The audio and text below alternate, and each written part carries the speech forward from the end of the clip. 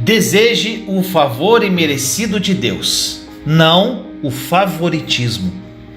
No livro de Atos, capítulo 7, versículos 9 e 10 diz: Os patriarcas, tendo inveja de José, venderam-no como escravo para o Egito.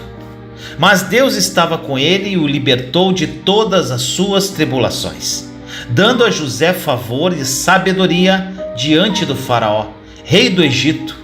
Este o tornou governador do Egito e de todo o seu palácio.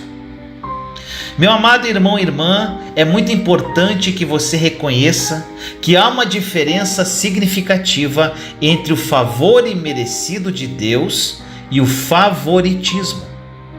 O favor imerecido de Deus é baseado inteiramente no mérito de Jesus, e nós o recebemos por meio da sua obra consumada na cruz. Não fizemos nada para merecer o seu favor. É completamente imerecido. O favoritismo, entretanto, está ligado a esforço próprio. Indivíduos que confiam no favoritismo para a promoção precisam recorrer à bajulação, à política de escritório, a táticas de manipulação, a traição e todos os tipos de concessões, apenas para conseguir o que desejam. Eles usam todos os seus esforços para abrir as portas para si próprios, e no processo eles se perdem. Deus tem um caminho mais elevado e melhor para você. Dói no coração de Deus ver seus preciosos filhos rastejando como bajuladores apenas para progredir na vida. Se uma porta se fechar, que seja. Acredite com plena confiança que Deus tem uma maneira melhor para você. Você não tem que depender de favoritismo para manter as oportunidades abertas para você quando tem o favor imerecido de Deus. Era assim que José operava.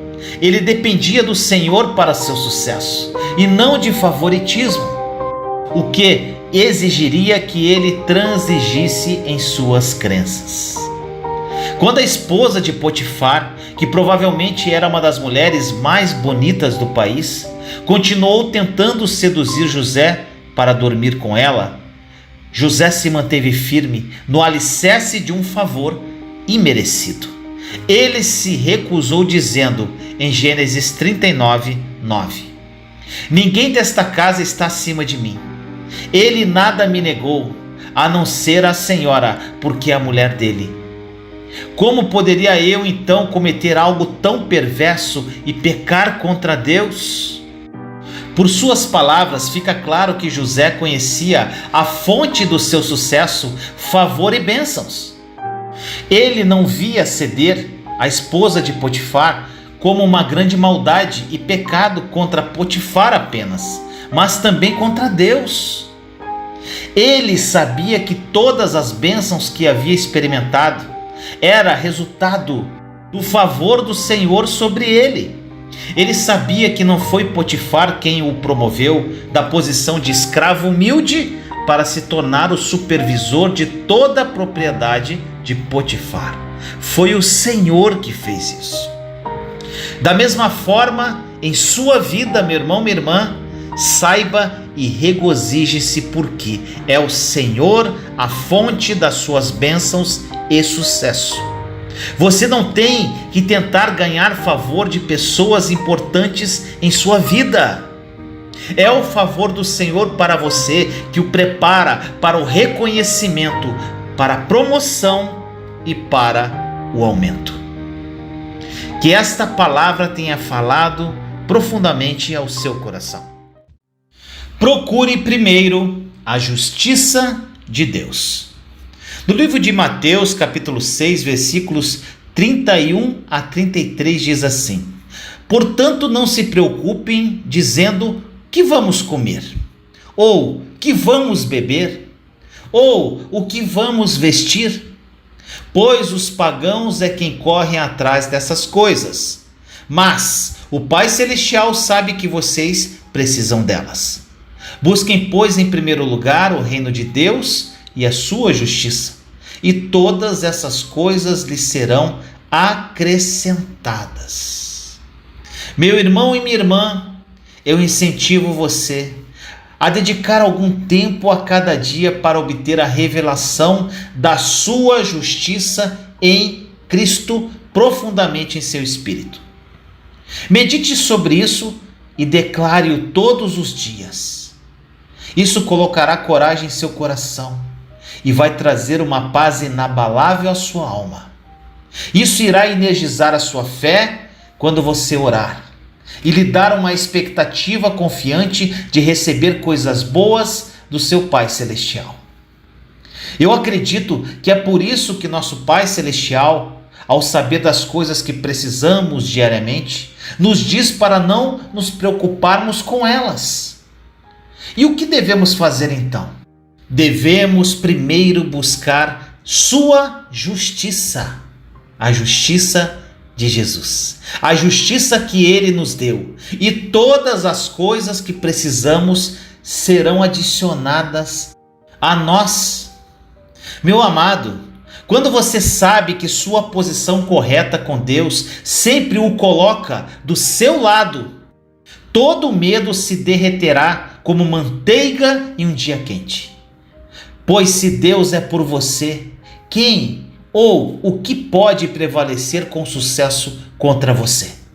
Em Romanos 8,31 diz que diremos, pois, diante dessas coisas, se Deus é por nós, quem será contra nós? O maior conselho que eu poderia te dar, meu irmão, minha irmã, dependa exclusivamente da graça de Jesus. Em Provérbios, capítulo 11, versículo 30, diz assim: o fruto da retidão é árvore da vida, e aquele que conquista almas é sábio. Uma preciosa jovem que estava ouvindo mensagens sobre a nova aliança, escreveu regozijando-se por ter recebido um milagre pelo qual ela havia acreditado em Deus. E ela compartilhou assim: desta vez não fui a Deus com minhas boas obras e minha obediência para tentar ganhar essa bênção. Tudo o que fiz foi acreditar e confessar como por meio da obra consumada de Cristo na cruz, eu recebi o favor imerecido de Deus e sua própria justiça. E mesmo tendo sido reprovada no teste em uma entrevista, por causa de seu favor, ainda fui admitida em uma universidade de renome com bolsa integral. Dependendo apenas da graça de Jesus, recebi essa descoberta. Vou acreditar e confessar sua graça e amor por mim pelo resto da minha vida. Meu irmão, minha irmã, não é maravilhoso que quando dependemos apenas da graça de Jesus, as portas de oportunidade, sucesso e provisão se abrem para nós?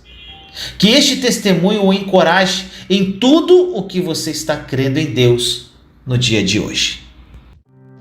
Jesus é o seu bom pastor. No livro de Salmos 23, versículos 1 a 3 diz: o Senhor é o meu pastor, de nada terei falta. Em verdes pastagens me faz repousar e me conduz a águas tranquilas. Restaura-me o vigor. Guia-me nas veredas da justiça, por amor do seu nome. Meu irmão, minha irmã, no início da minha caminhada, eu ouvi um pregador dizer assim: para atrair a si um cordeiro extraviado, um pastor quebra as pernas. Quando não consegue andar, ele amamenta o cordeiro de volta à saúde. Assim que estiver saudável novamente, o cordeiro será apegado a ele. Meu irmão, minha irmã, essa imagem assustadora de um pastor ficou na minha cabeça. Um dia eu fui capaz de perguntar a uma pessoa se aquela história era verdadeira. Horrorizada, essa pessoa respondeu: isso é um absurdo. Que tipo de pastor faz isso? Infelizmente, há pessoas hoje que ainda acreditam nesse absurdo. Amado, Jesus é nosso bom pastor. Em João 10,11 diz: eu sou o bom pastor dá a sua vida pelas ovelhas. Quando ele for o seu pastor, você não terá falta de nada.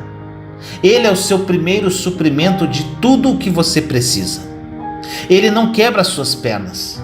Em vez disso, ele o leva a lugares de descanso, revigoramento, cura e renovação de forças.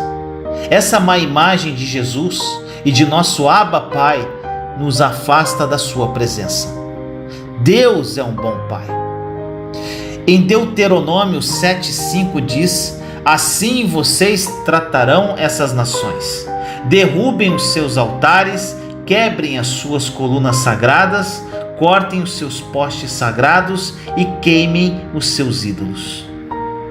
Pare de acreditar na mentira de que Deus dá a você doenças, enfermidades e acidentes para puni-lo ou lhe ensinar uma lição.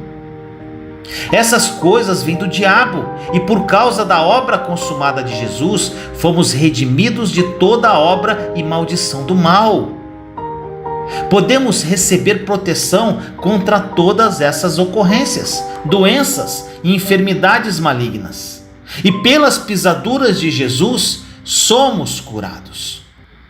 Não lute pelo direito de estar doente e derrotado quando Deus está cheio de graça e misericórdia e deseja que você seja saudável, abençoado e protegido de todas as ocorrências malignas.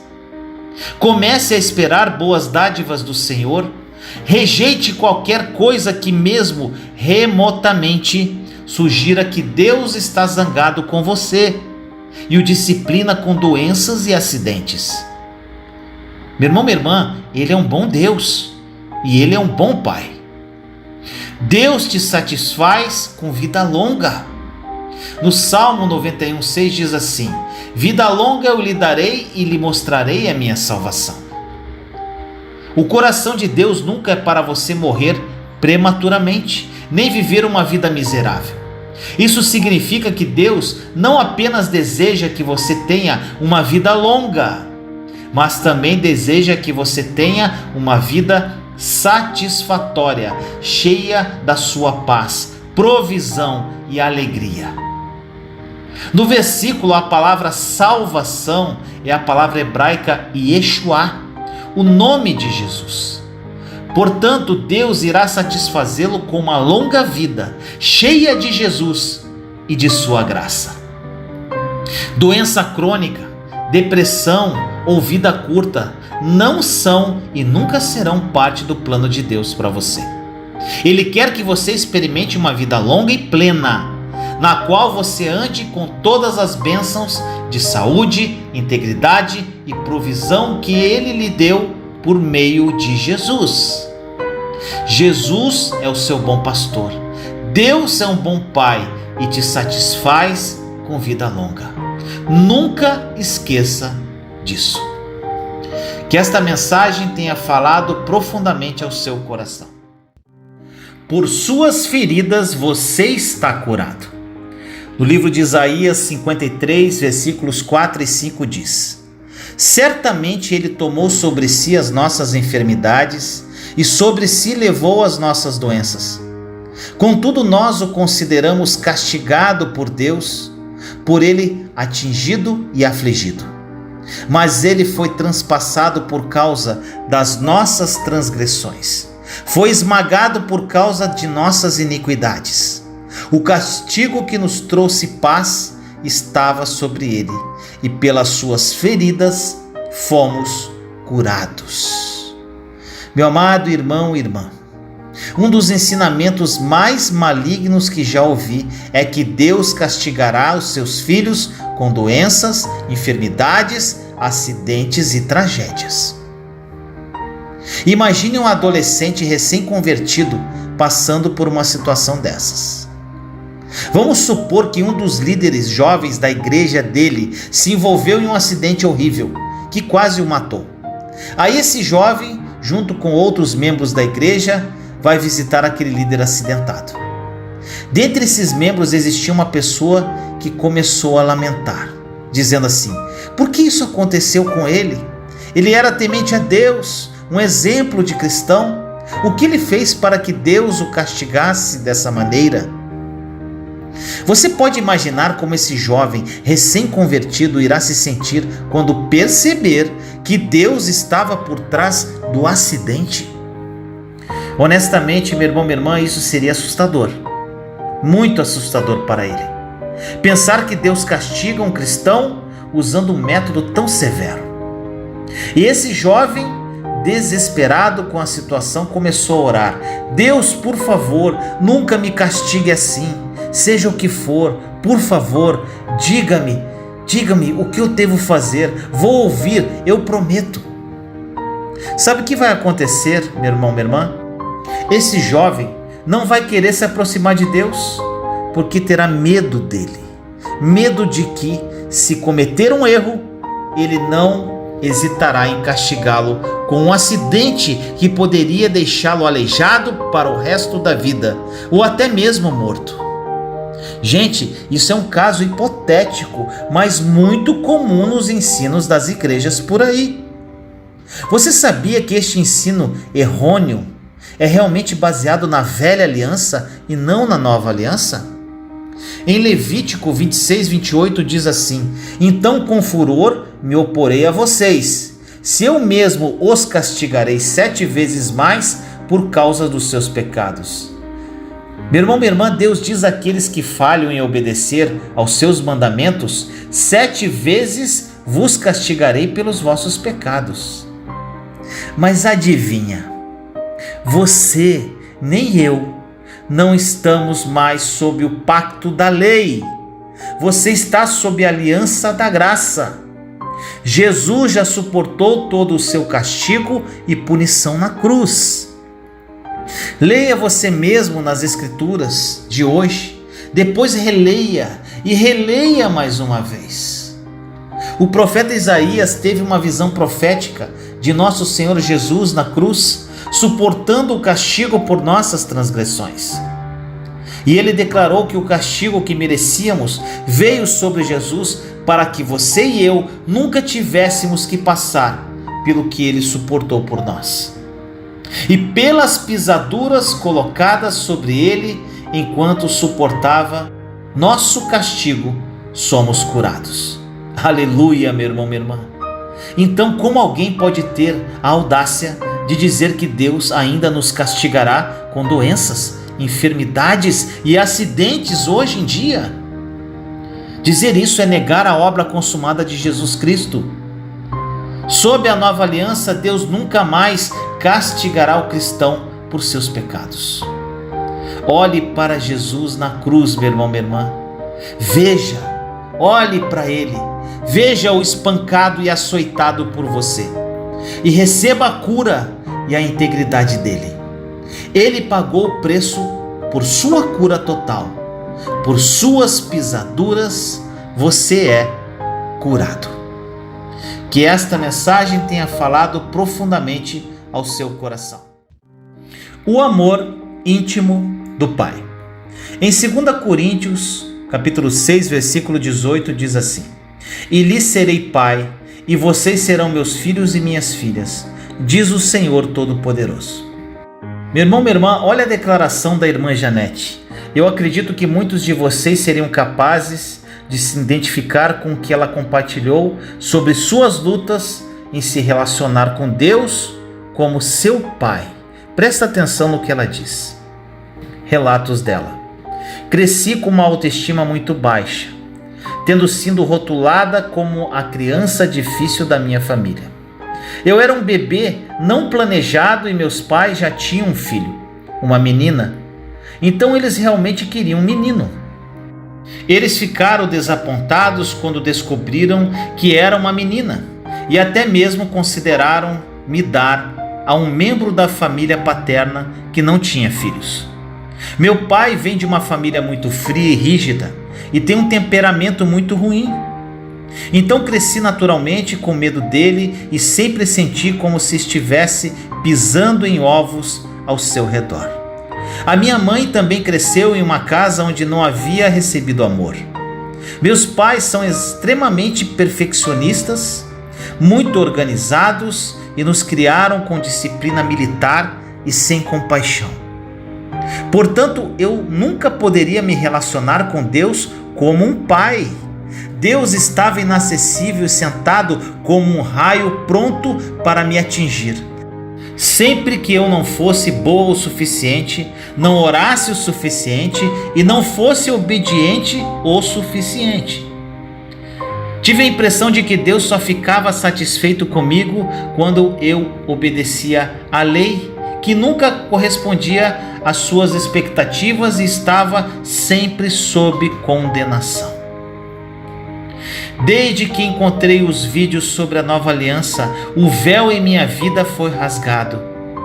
Pela primeira vez estou livre. Não ando mais sob o pesado fardo da condenação. Aprendi que Deus nos amou primeiro e agora posso ter um relacionamento de amor com meu Pai celestial e com Jesus. Eu experimentei a vitória sobre o medo e o pecado, que me mantiveram cativa por anos, por não tentar ser obediente, mas apenas por saber que meus pecados já foram perdoados na cruz. E não, eu não estou pecando mais agora. Na verdade, estou vencendo mais e pecando menos. E tenho um coração grato pelo que Cristo fez na cruz. Meu amado irmão e irmã, você sente que nunca é bom o suficiente? Nunca pode fazer o suficiente e ser obediente o suficiente para que Deus o ame e o aceite? Você sente que está sempre vivendo sob condenação perpétua? Talvez você não consiga se relacionar com Deus como um pai amoroso porque nunca experimentou o amor do seu pai terreno, ou porque seu próprio pai o magoou terrivelmente. Meu irmão, minha irmã, oro para que ao começar a meditar no versículo de hoje, você experimente sobrenaturalmente o amor íntimo do seu Pai Celestial, de uma forma profunda e pessoal como nunca antes. Oro para que essa experiência cure, renove, restaure e transforme você de uma forma espetacular, porque o amor dele por você é nada menos que espetacular. Que esta mensagem tenha falado profundamente ao seu coração. Veja o amor perfeito do Pai.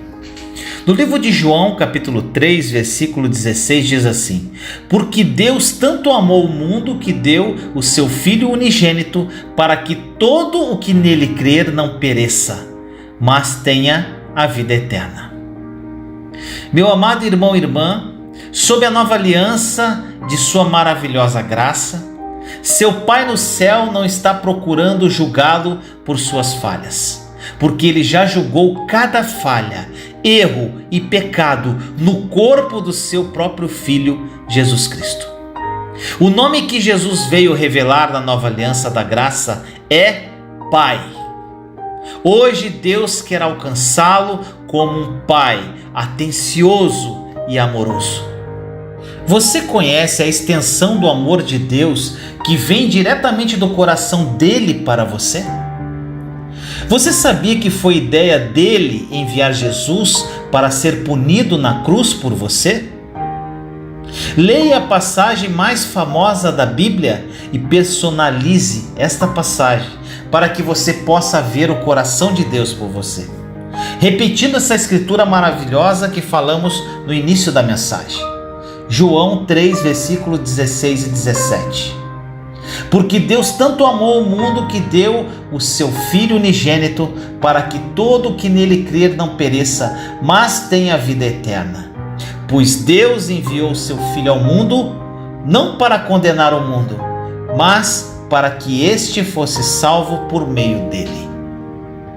Meu amado, saiba sem sombra de dúvida hoje que seu Pai o ama e enviou seu próprio Filho para salvá-lo. Entenda que não estamos menosprezando a obra de Jesus na cruz quando falamos sobre o Pai e seu amor por você. A verdade é que Jesus veio revelar o amor do Pai para você. Deus amou você de tal maneira que enviou seu único e amado Filho para pagar o alto preço na cruz para purificá-lo de todos os seus pecados. Você sabe que Deus ama Jesus eternamente? Jesus é o querido Filho de Deus, a menina dos seus olhos. Agora, se o Pai Celestial não reteve seu precioso Filho Jesus e o sacrificou por você, quanto você acha que Ele o ama? Você não pode começar a compreender a intensidade e a magnitude do amor do seu Pai por você até que perceba o quanto o Pai ama Jesus, porque Ele desistiu de Jesus para resgatá-lo, meu irmão, minha irmã. Eu espero que você esteja começando a experimentar e ver por si mesmo o quanto você é amado pelo Pai e como você é precioso para Ele. Não o tema, veja o coração do amor do seu Pai revelado através da cruz do Calvário. Que esta mensagem tenha falado profundamente ao seu coração. Escolha adorar o Senhor. No livro de Salmos, capítulo 34, versículos de 1 a 4, diz assim: Bendirei o Senhor o tempo todo, os meus lábios sempre o louvarão. Minha alma se gloriará no Senhor. Ouçam os oprimidos e se alegrem. Proclame a grandeza do Senhor comigo. Juntos exaltemos o seu nome. Busquei o Senhor e ele me respondeu, livrou-me de todos os meus temores. Meu irmão, minha irmã, o Salmo 34, um dos salmos mais poderosos de Davi, foi escrito por ele na caverna de Adulão. Eu acho muito interessante que Davi o escreveu durante uma das épocas mais desafiadoras de sua vida. Não é preciso forçar a imaginação para vermos que este foi um dos pontos mais baixos na vida de Davi.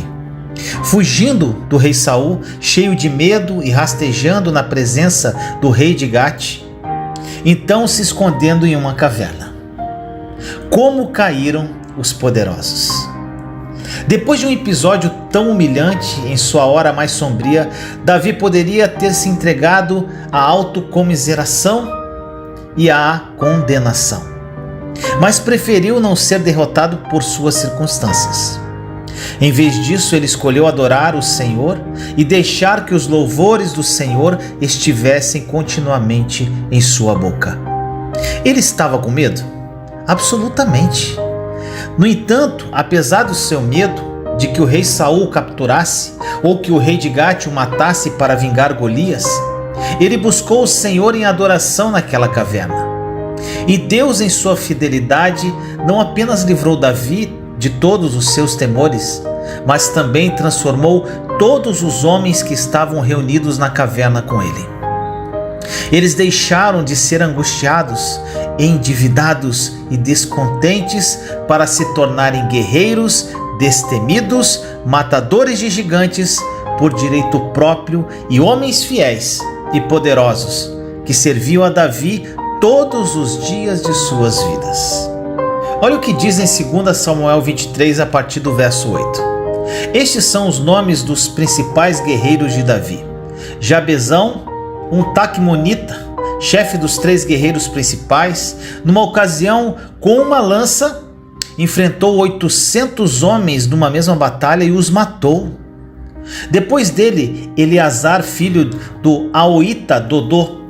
Ele era um dos 3 principais guerreiros e esteve com Davi quando os filisteus se reuniram em Pas-damim para a batalha. Os israelitas recuaram, mas ele manteve a sua posição e feriu os filisteus até a sua mão ficar dormente e grudar na espada. E o Senhor concedeu uma grande vitória naquele dia.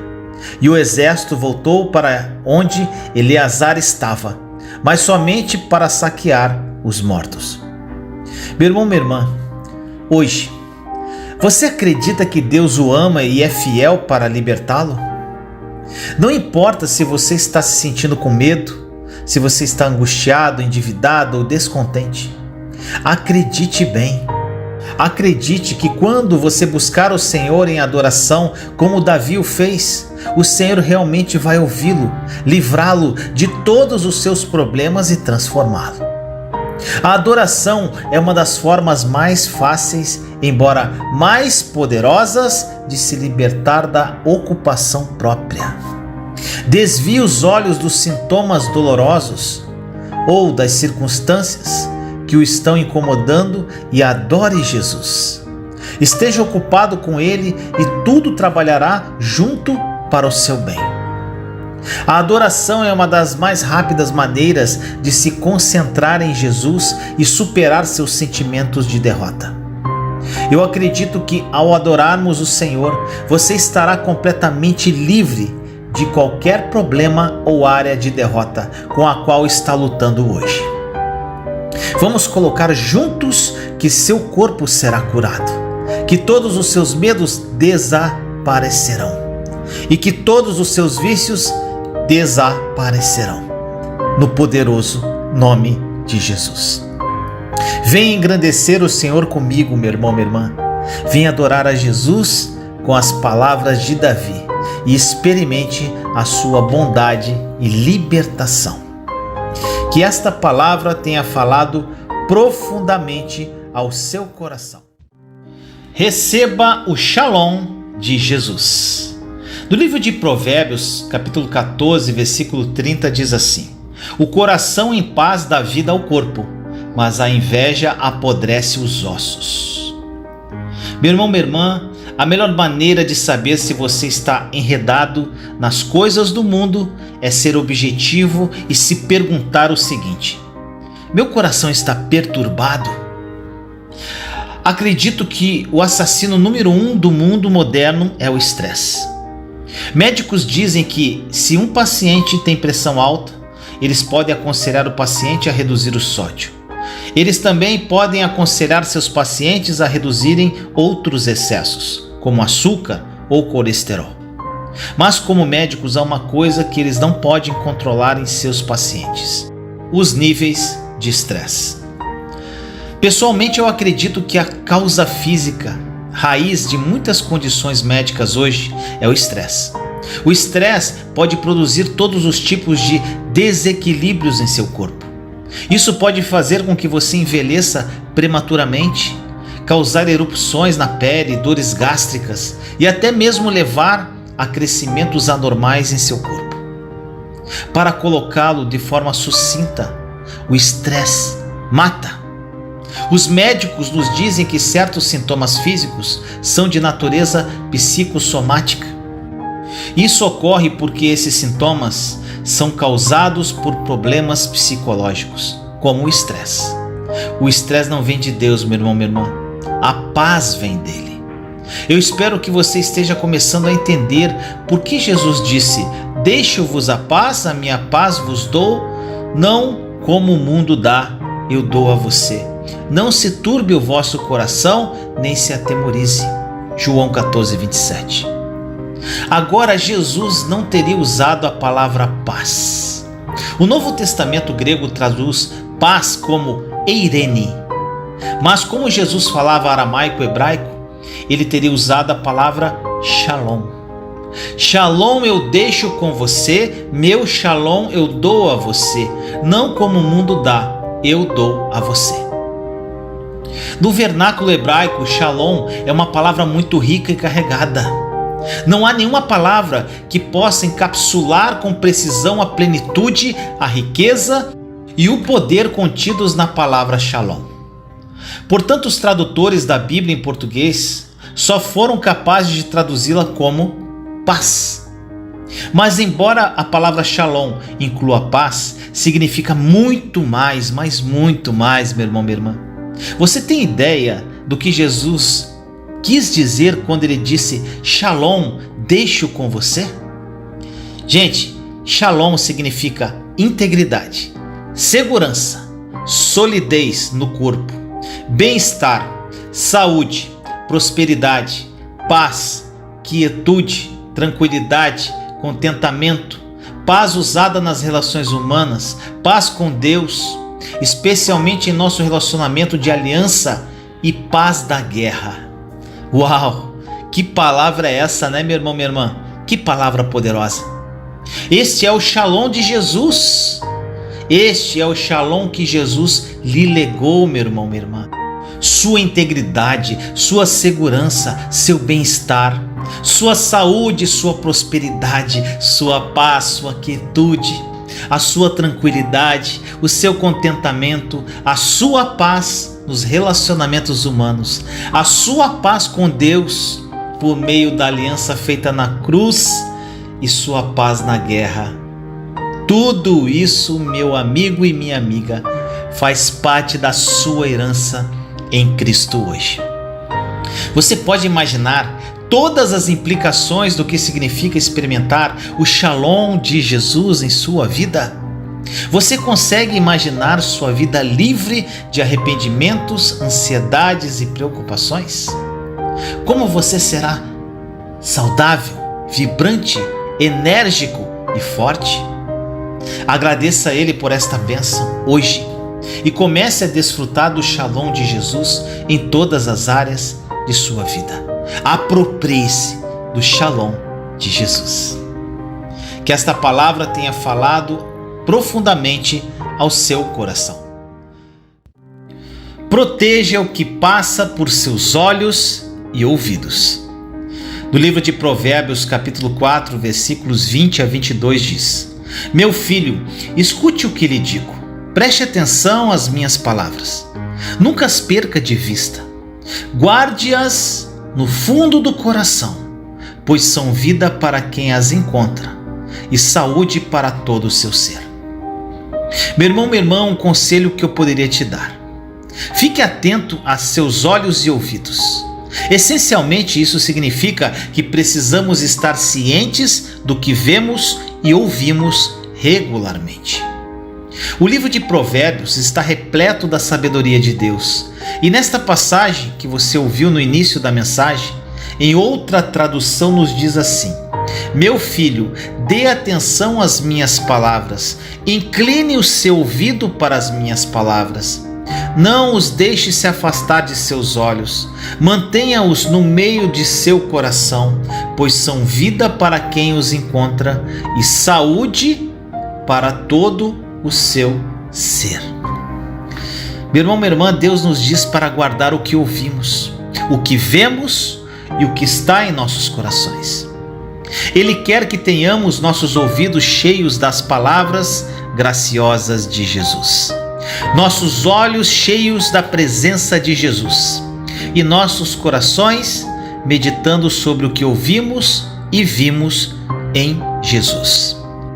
Isso é o que quer dizer: preste atenção às minhas palavras. Isto que significa a nova aliança, pois Jesus é a palavra de Deus feita carne. João 1,14 diz: Aquele que é a palavra tornou-se carne e viveu entre nós. Vimos a sua glória, glória como do unigênito vindo do Pai, cheio de graça e de verdade. É tudo uma questão de contemplar Jesus, e conforme o contemplamos, somos transformados cada vez mais à sua semelhança, cheios de favor imerecido e verdade. Não perca esta promessa poderosa, meu irmão, minha irmã. O resultado de sintonizar nossos ouvidos e olhos com Jesus é que Ele será vida e saúde para nós. A Bíblia nos mostra que existe uma correlação direta entre ouvir e ver Jesus e a saúde de nosso corpo físico. Quanto mais ouvimos e vemos Jesus, mais saudáveis e fortes nos tornamos. Nossos corpos mortais foram infundidos com sua vida e poder de ressurreição. Se estamos apenas nos alimentando da mídia, das revistas ou do fluxo interminável de informações na internet, não é de se admirar que nos sintamos fracos e cansados. Simplesmente não há alimento para nós lá. Por favor, meu irmão, minha irmã, ouça o que estou dizendo. É normal manter-se a par dos eventos mundiais atuais e estar a par do que está acontecendo no Oriente Médio, as tendências na economia e os desenvolvimentos na arena política. Seja o que for, estas informações podem até ser necessárias para o setor em que você está. Eu não estou pedindo que você se torne um ignorante ou viva em uma caverna. O que estou dizendo é o seguinte: saiba o que é bom para a integridade do seu corpo e mente. Seja sábio.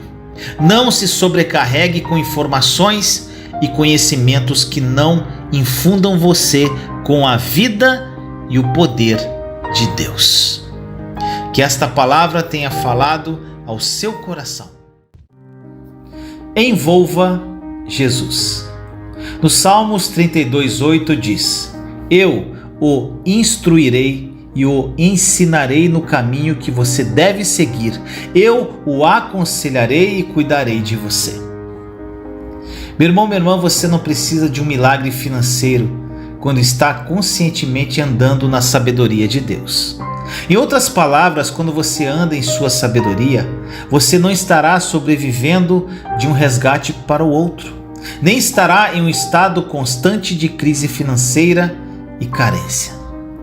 A provisão da sabedoria de Deus é abundante e eu quero desafiá-lo a explorar este poderoso recurso do céu.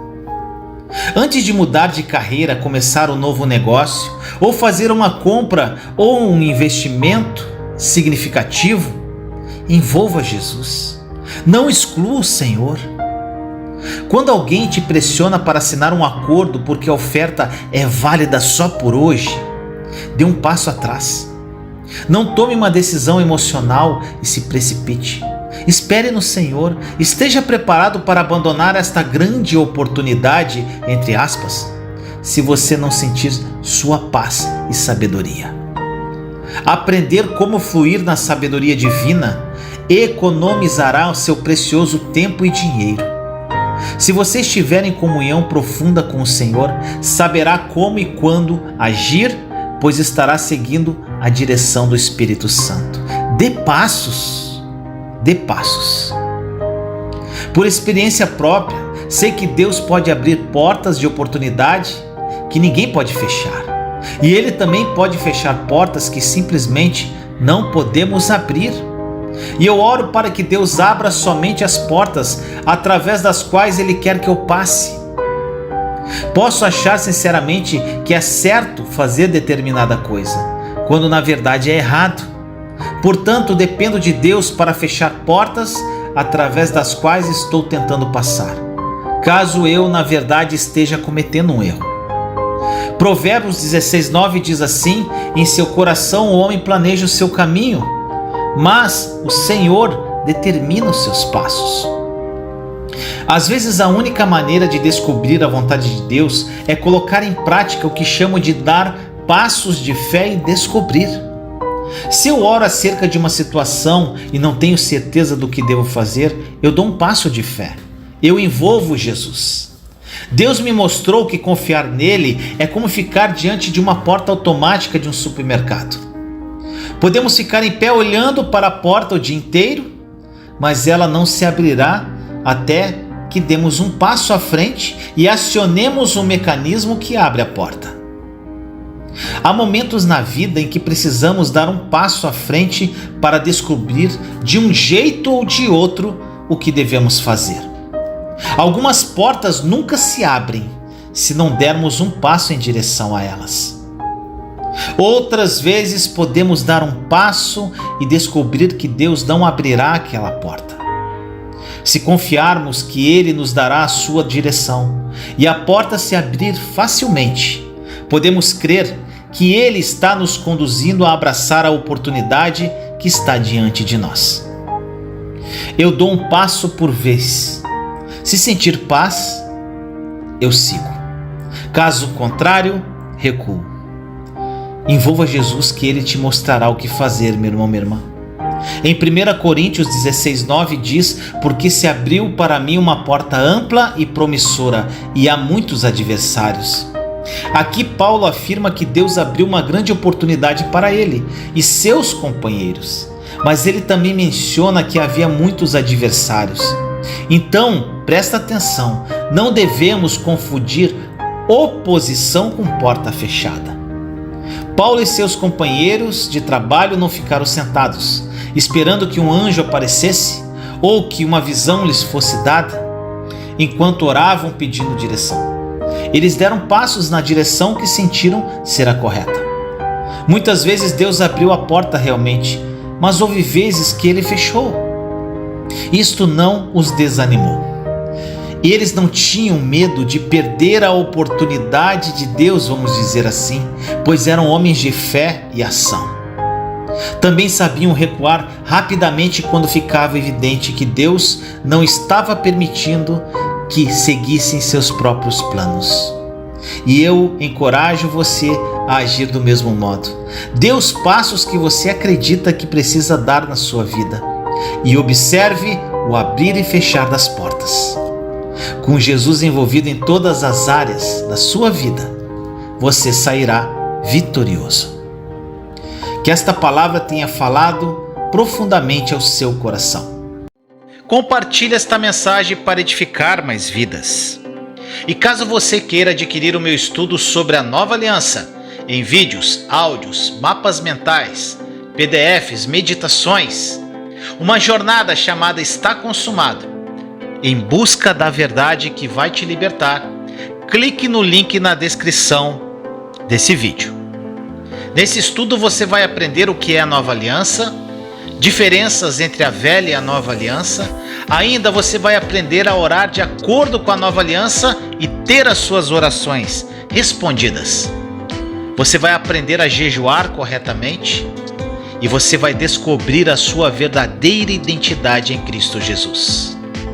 Além disso, você vai entender o que representou a obra consumada da cruz de Jesus e todos os benefícios que ela carrega, entre outras coisas incríveis. Então clique agora, não perca tempo e aproveite a promoção desse estudo incrível, que foi feito com muito amor e carinho. Te amo em Cristo Jesus.